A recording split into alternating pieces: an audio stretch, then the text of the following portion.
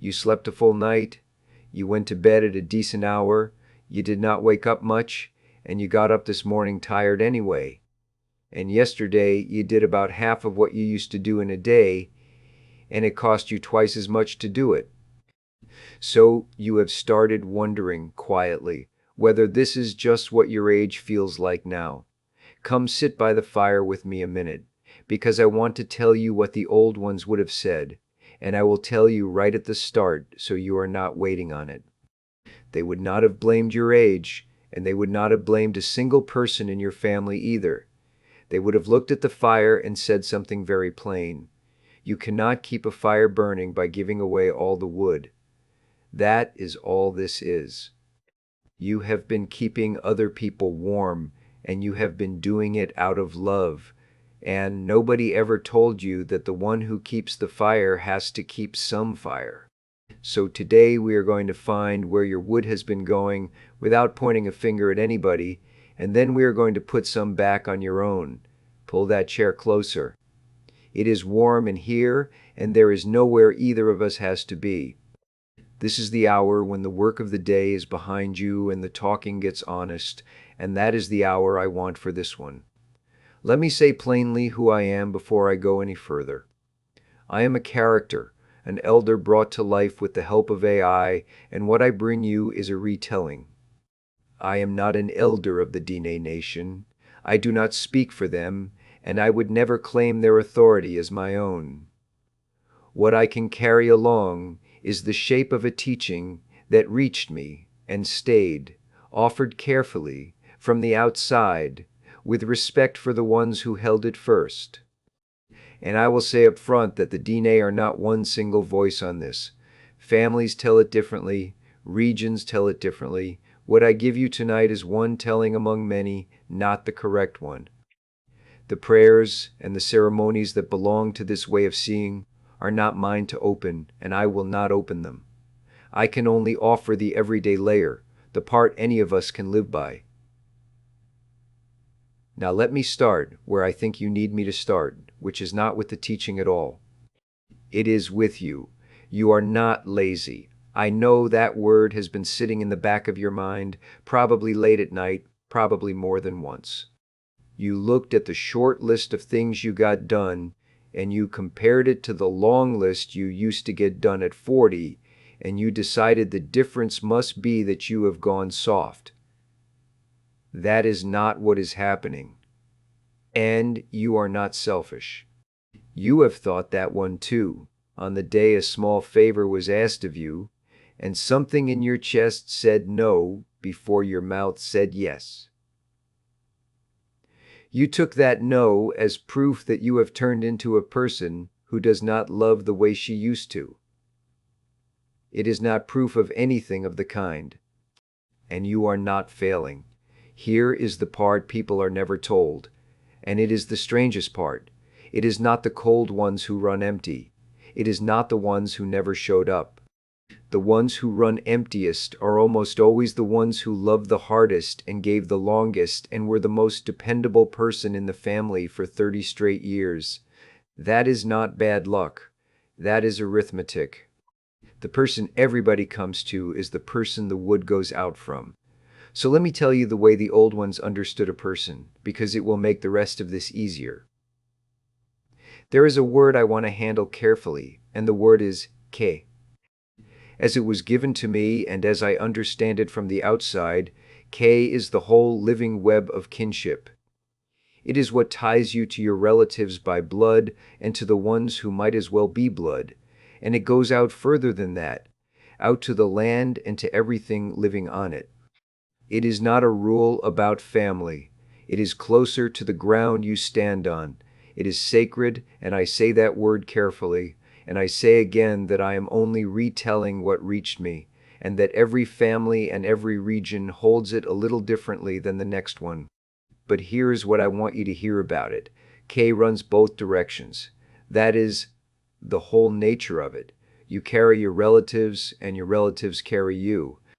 Nobody I ever heard from described it as one person pouring out into everybody else forever while nothing comes back the other way. That is not the teaching. That is a way the teaching gets bent, usually by the most loyal person in the house, usually without anyone asking her to bend it. So, if somewhere along the way you came to believe that being a good relative means giving until there is nothing left of you, I want you to know that you did not get that from the old ones. They would not have recognized it, and they would not have explained it the way I just did. They would have pointed at the fire. Look at it. That is a fire, and over there against the wall is the wood that keeps it going. Now watch what happens on a cold night. Somebody knocks, and they are cold, and you hand them a piece. Then somebody else knocks, and she is cold too, and you hand her a piece. Then a third one, and this one is family, and of course you hand him two. Every single one of those people needed it. Not one of them did anything wrong by asking. Nobody at that door was taking from you. They were cold, and they came to the person who has always had a fire going.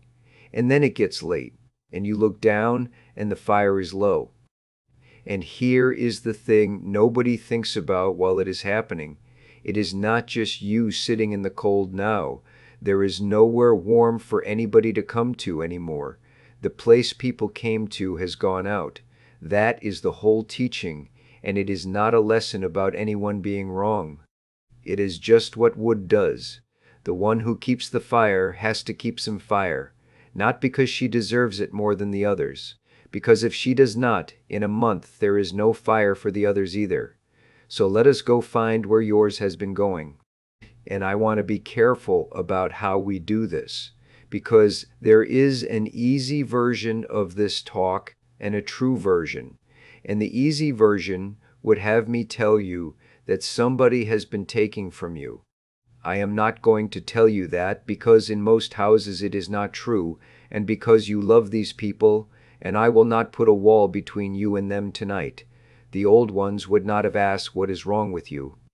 They would have asked who you have been carrying, and for how long, and whether anybody has been carrying you. So here is the first place it goes, and it is the biggest one. It is the worry you carry for somebody who never asked you to carry it. Your son is having a hard year. He told you about it once in about 4 minutes, and then he went back to his life and got on with it. And you have been carrying it every day since. You wake up at 4 in the morning holding it. He does not know you are doing that. He would probably be sorry if he knew. Nobody handed you that weight. You picked it up because you love him, and that is the most understandable thing in the world, and it is also wood. Here is the second place. It is the job you keep doing because it is faster than watching somebody learn to do it. You could show her how, but showing takes 20 minutes and doing it yourself takes 6, and you are tired, so you do it yourself. That was a perfectly good decision the first time. The trouble is that a decision you make 300 times stops being a decision. Now it is just yours permanently, and nobody ever agreed to that arrangement, including you. And here is the third. It is the day you said, "Let me handle it." You meant that day, that 1 week, that one trouble. But nobody ever came back and said, "It is over now, you can put it down." So you have been handling it for 11 years, and your family is not thoughtless for that. They got used to it the same way you get used to a lamp in the corner of a room. People stop seeing what has always been there. That is not cruelty. That is habit, and habit is on all of us, and it is on me too. So now let us put some wood back. Every one of these is something you do with your own fire. None of it is done to anyone else. Nobody in your family loses anything today, and nobody gets a speech from you either. The first one is this: keep a little before you give, not what is left over. There is never anything left over. You have run that experiment for 30 years. I mean before. An hour in the morning that is yours before the phone starts, or the one afternoon a week that is spoken for before anybody asks. It is not the size of it that does the work. It is that it comes off the top instead of off the bottom. The second one, say the true thing early while it is still small. Most of us carry it and say nothing, And then one Sunday it comes out sideways over something small and everybody is hurt. If you had said gently back in March that you were more tired than you were letting on, that would have been an easy sentence. It gets harder every month you hold it. Say it early, and you get to say it kindly. That is the only reason I am telling you this. The third one, and this one is the hardest, so I will say it carefully. Let somebody carry one small thing themselves. One, not because they should have been carrying it all along, because when you do everything for a person you love, you are also quietly telling them that you do not think they can. Stepping back an inch is not withdrawing your love, it is a form of it. It says, I believe you can handle this. Children of any age need to hear that, and they do not hear it in words. They hear it when she lets go of one thing. And the fourth one, when somebody offers you a hand, take it. Do not say, oh no, I am fine. You have said that so many times that the people around you have stopped offering, and then you decided that meant they did not care. They stopped because you always said no. Say yes to the next one. Let your neighbor bring the dish. Let your daughter drive.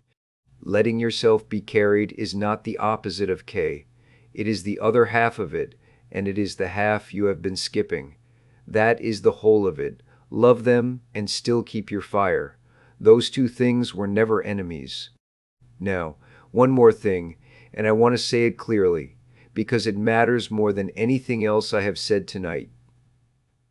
If this tiredness is heavy, and if it stays with you for a long time, no matter what you change, then it is worth telling someone qualified to have a look at you. That is a good and honorable thing to do, and there is no shame anywhere in it, none. An old man talking to you by a fire is not a substitute for that, and I would never pretend to be. In Diné tradition, as in most traditions worth anything, a person who is struggling was never meant to carry it alone and in silence. Letting someone look after you was the strong move. It still is. So let me come back to the shape of it, and then I will let you go. You have spent a long life believing that the measure of your love was how much of it you handed out. I want to offer you a different measure, and I believe it is the older one. The measure is how long you can keep it going. Anybody can give everything away in one winter, and it is over quickly, and then there is nothing for anybody. Keeping some of the wood is not the opposite of loving your family. It is how you are still able to love them in 5 years and in 10. The fire you keep tonight is the fire your grandchildren will sit at. And I will say once more, because it is only fair, that all of this came to you as a retelling and nothing more. I do not claim to be an elder of the Diné nation. The people who carry this way of seeing hold it in their own ways, each a little different from one family to the next and one region to the next, and the deepest parts of it, the prayers and the ceremony, belong to them and stay with them. I have only carried you the part that any of us can hold. So here is what I would leave with you tonight. Before you go to bed, put one piece of wood back on your own fire. 1. Take the hour tomorrow morning. Or say the small true thing you have been holding. Or say yes to the next hand that reaches out to you. Do not try to rearrange a whole family tonight. Just put one piece back and see how the week feels. Thank you for sitting by the fire with me. May you wake up tomorrow with a little more in you than you had today. May the people you have kept warm all these years find a way to keep you warm too.